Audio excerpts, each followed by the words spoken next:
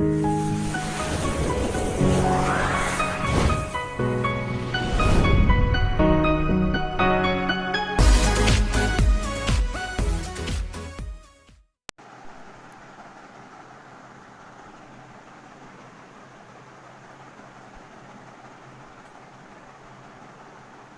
Friends, welcome to स्वास्थ्य academy. आप सभी का हमारे ऑनलाइन चैनल स्वास्थ्य अकेडमी में स्वागत है। आज के इस लेक्चर में हम बात करेंगे एक्ट ऑफ 1786 यानी 1786 के अधिनियम के बारे में। चलिए शुरू करते हैं। इसके पहले लेक्चर में हमने बात की थी फिट्स इंडिया एक्ट 1784 के बारे में। चलिए आज इस वीडियो को देखते हैं।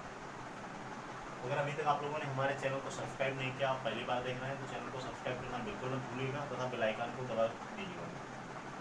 ये जो 1786 का एक्ट है, इसको जानने से पहले हम कुछ बेसिक कॉन्सेप्ट को समझ लेते हैं। एक ऐसा व्यक्ति, मैं आपको जो है इसका फिगर भी दिखा दूंगा वीडियो में, लॉर्ड कॉर्नवालिस।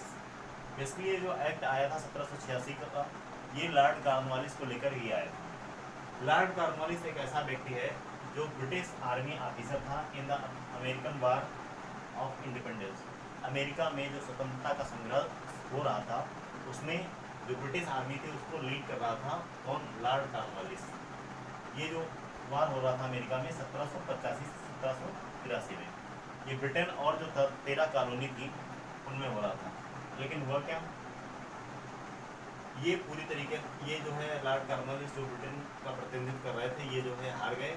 इन्होंने सरेंडर कर दिया 1781 में टू कंबाइंड अमेरिकन और फ्रेंच फोर्सेस को। इन्होंने जो अमेरिका की और फ्रेंच फोर्सेस की संयुक्त रूप से उनको सरेंडर कर दिया 1781 में। लेकिन इनके अंदर जो लड़ने का जज्बा था, उसको देखते हुए ब्रिटिश गवर्नमेंट ने इनको भारत भेजने का निर्णय किया। अब अगर बात करें, ये भारत आए थे 1786 में, इनसे रिलेटेड कुछ इंपॉर्टेंट फैक्ट पूछे जाते हैं जो वेरियस एग्जाम्स, चाहे आपका यूपीपीएससी हो, यूपीटीपीएससी हो, किसी भी एग्जाम में पूछे जाते हैं। तो ये एक ऐसे व्यक्ति थे, first person to codify laws in 1793, यानी 1793 में ये एक ऐसे व्यक्ति थे जिन्होंने कानूनों का संहिताकरण करना शुरू किया, कोडिफिकेशन करना शुरू किया। फर्स्ट पर्सन थे ये लॉर्ड कॉर्नवालिस। अगर इनका टाइम पीरियड पूछा जाए भारत में कब से कब तक रहा, तो ये 1786 से 1793 तक। The court separated the revenue administration from the administration of justice, यानी राजस्व प्रशासन से न्यायिक प्रशासन को अलग कर दिया गया। ये भी इंपॉर्टेंट फैक्ट है, पूछा जाता है वो कौन सा गवर्नर जनरल था जिसने राजस्व प्रशासन और न्यायिक प्रशासन को अलग कर दिया। तो ये इसका आपका आंसर होगा लॉर्ड कॉर्नवालिस। अगला एक फैक्ट पूछा जाता है, वो कौन सा गवर्नर जनरल था जिसने जिला जज यानी डिस्ट्रिक्ट जज की पोस्ट का सृजन किया था। तो ये इसका भी आपका आंसर होगा कॉर्नवालिस, यानी कॉर्नवालिस मोस्ट इंपॉर्टेंट है एग्जाम के लिए। कॉर्नवालिस ये ऐसे व्यक्ति थे जिन्होंने डिस्ट्रिक्ट जज यानी जिसको कहते हैं जिला जज का जो है पद किसने सृजित किया था, तो इन्होंने ही क्रिएट किया था जिला जज का पद। और इन्होंने परमानेंट सेटलमेंट यानी स्थायी बंदोबस्त की शुरुआत की थी भारत में 1793 में। बंगाल, बिहार और उसके बाद उड़ीसा में भी ये सिस्टम परमानेंट सेटलमेंट शुरू किया गया था। और एक फैक्ट याद रखिएगा कि जब तृतीय आंग्ल मैसूर युद्ध में इन्होंने टीपू सुल्तान को हराया था। ही defeated Tipu Sultan in third Anglo Mysore war. इतने सारे फैक्ट जो मैंने आपको बताया, ये लॉर्ड कॉर्नवालिस से अक्सर एग्जाम में पूछे ही जाते हैं। एक चीज़ और ध्यान रखिएगा, मैंने आपको बताया इन्होंने कॉर्नवालिस कोड भी इंट्रोड्यूस किया था। परमानेंट सेटलमेंट अभी आपको मैंने बताया कि कब आया था, ये 1793 में इसको जो है पहले बंगाल, बिहार और उसके बाद उड़ीसा में भी लागू कर दिया गया। अगर बात करें लैंड, जुडिशरी और एडमिनिस्ट्रेटिव रिफॉर्म्स की, तो सबसे ज़्यादा इफेक्ट आपको देखने को मिलेगा लॉर्ड कॉर्नवालिस के समय में। लैंड यानी कि भूमि, जुडिशरी यानी न्यायिक व्यवस्था और एडमिनिस्ट्रेटिव रिफॉर्म्स यानी प्रशासनिक सुधारों के बारे में सबसे ज़्यादा जो काम किया ये लॉर्ड कॉर्नवालिस ने किया। बेसिकली इसके पिछले लेक्चर में मैंने आपको बताया था कि जो फिट्स इंडिया एक्ट था 1784, उसके बाद ये आया 1786 का। तो ये जो भाई साहब थे लॉर्ड कॉर्नवालिस, ये जो है ब्रिटेन से हार के आए थे।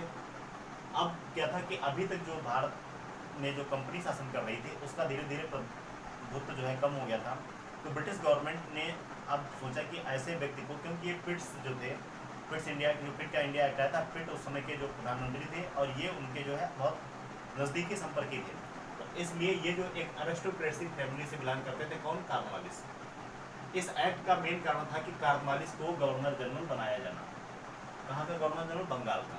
तो गवर्नर जनरल तो बनेंगे ही, लेकिन इनको जो है कुछ ज़्यादा पावर देनी थी, कुछ एक्सेसिव पावर देनी थी, इसलिए ये एक्ट पारित किया गया। क्या क्या प्रावधान किए गए कि गवर्नर जनरल को प्रधान सेनापति की शक्तियाँ प्रदान की गई।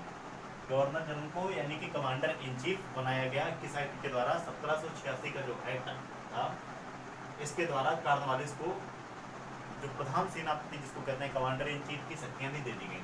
उसे विशेष मामलों में परिषद के निर्णयों को न मानने का अधिकार भी दे दिया गया। यानी अगर कोई जो गवर्नर जनरल की परिषद होती थी, उस कोई भी डिसीजन अगर देती थी तो उसको मानना ना मानना ये गवर्नर जनरल यानी कॉर्नवालिस की इच्छा पर निर्भर करता था। तो ये जो बेसिकली एक्ट आया था 1786 का, ये इन्हीं प्रावधानों को ध्यान में रखते हुए आया था। कारण मैंने आपको बताया था कि गवर्नर जनरल बनाना था कॉर्नवालिस को बंगाल का, और गवर्नर जनरल जो था ये प्रधान सेनापति की शक्तियाँ इसको दे दी गई, यानी कमांडर इन चीफ बना दिया गया। और मेन चीज़ क्या है कि ये परिषद के निर्णय यानी जो काउंसिल होती थी गवर्नर जनरल की, उसके निर्णयों को मानने का अधिकार इसकी इच्छा पर था। विशेष मामलों में, विशेष मामले जो थे ये डिफाइन नहीं थे, लेकिन अगर जो है वो चाहता तो उसकी मानता, ना चाहता तो नहीं मानता, ऐसा कोई बात नहीं था। तो ये लॉर्ड कॉर्नवालिस के बारे में मैंने बताया। इससे ध्यान रखिएगा, लैंड, जुडिशरी और एडमिनिस्ट्रेटिव रिफॉर्म्स के बारे में क्वेश्चन पूछे जाते हैं। कहने का मतलब है, अगर हम बात करें ये एक्ट का सारांश क्या है, तो ये जो एक्ट है इसका मेन ऑब्जेक्टिव था give more power to governor general, यानी गवर्नर जनरल को अधिक शक्तिशाली बना।